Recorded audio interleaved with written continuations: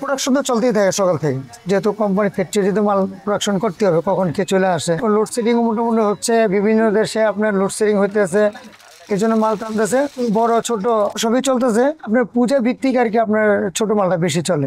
1 টাকা দাম যেটা, 2 টাকা দাম যেটা, এটা বেশি চলে বাংলাদেশের ভিতরে। মানে আমার জানা মতে আমি 2য় স্থানে আছি। এটা নিজস্ব সিক্রেট একটা আছে আর কেমিস্ট আছে।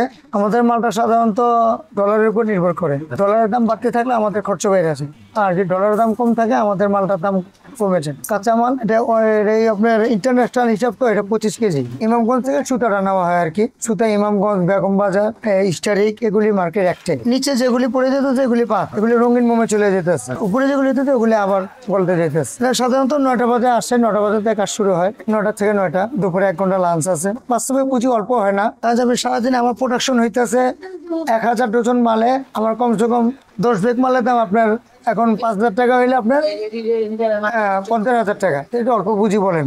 তা আমি আজকে যে 50,000 টাকা ইনভেস্ট করি, কালকে যদি আমার তৈরি হইতে হয়, কালকেও আপনার 1 লাখ টাকা, মানে 50,000 টাকা আমার করতে হবে। মার্কেটে এরকম 50,000 পড়ে থাকবে, তাহলে আপনার হইতেছে কত, 1.5 লাখ টাকা। এটা অল্প পুঁজি না। ব্যবসার আমার 20 বছরের অভিজ্ঞতা, যে আমি অনেক ঝড়ঝাপটা আমার ঘাড়ের উপরে গেছে। আমি জানি যে এটার ভিতরে কি আছে। মানুষ যে বলে, ফেসবুকে বলতেছে, আপনি ইউটিউবে বলতেছে যে অল্প পুঁজিতেই ব্যবসা, আমি মূলত ভাবি যে এটা ধোঁকা। অল্প পুঁজিতে এটা সম্ভবই না। কারণ আপনি নিজেই দেখেন যে 1 ব্যাগ মাল করতে যদি নিজেও শ্রম দেয়, সারাদিন 1 ব্যাগ মাল বার করবে। 1 ব্যাগ মালে যদি 500 টাকা লাভ হয়, একটা সংসারে খরচ 500 টাকা হয় না। মাঝখানে অনেক ডাউন ছিল, এখন মোটামুটি আলহামদুলিল্লাহ একটা ফ্যামিলি চলার মতো। নর্মালি সবসময় বন্যাতে চাহিদা বাড়ে, এবারই আপনার এই দুর্ভোগের সময় একটু বেশি এটা চাহিদা হয়েছে আর কি। সারা বাংলাদেশ মোম আপনার হয়ে গেছিল, শর্ট পড়ে গেছিল বন্যার সময়।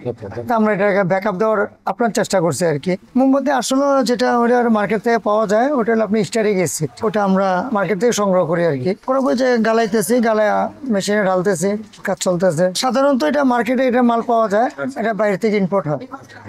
অনেক দেশের মাল আছে, ইন্ডিয়ান আছে, থাইল্যান্ডের আছে, মালয়েশিয়ার আছে, ইন্দোনেশিয়ার আছে। মূলত আমাদের ইন্দোনেশিয়ার মালটা চলে। এটা মার্কেট থেকে সংগ্রহ করার পর এটা তো আপনার চুলে দিয়ে গালাইতেছে, গালানোর পর এটা প্রসেস করে আমরা সুতা কাটতেছি, ডাইরেক্ট ডালতেছি, তারপরে খোলা হইতেছে আর কি, তারপর প্যাকেট হইতেছে।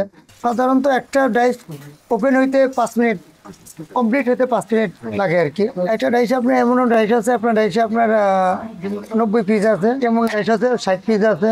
মূলত যে এখানে যেগুলি দেখতেছেন এটা আপনার 54 পিসের, যে এগুলি যেটা 5 টাকা দামের বড় সাইজ, এটা 42 পিসের। 2 টাকা দামের যেটা, ওটা হলো 60 পিসের।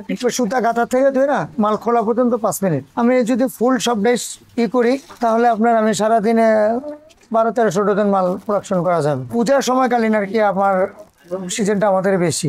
হিন্দুরা পূজা করতেছে, পূজাতে ওনাদের লাগে, ছোট মালটা বেশি চাহিদা হয়। 2 টাকা 1 টাকা দামেরটা চাহিদা বেশি হয়। এটা হলো আপনার দেওয়ালি পূজা আর কি। আমার পার্টি আছে বিভিন্ন দেশে, নোয়াখালী আছে, বেনাপোলের পার্টি ছিল আগে। এখন বর্তমানে আমার ফুল কেরানীগঞ্জ আমার আওতায় আছে আর কি। ওখানে আমার 4টা গাড়ি চলতেছে। আমি নিজে পৌঁছে দিয়ে আসি নৌকা ঘাট পর্যন্ত। ঘাটের পরে ওনারা ওখান থেকে রিসিভ করতেছে, রিসিভের পরে গাড়িটা রেডি সেল করতেছে আর কি। কোনো অর্ডারের উপরে না, ডাইরেক্ট সেল।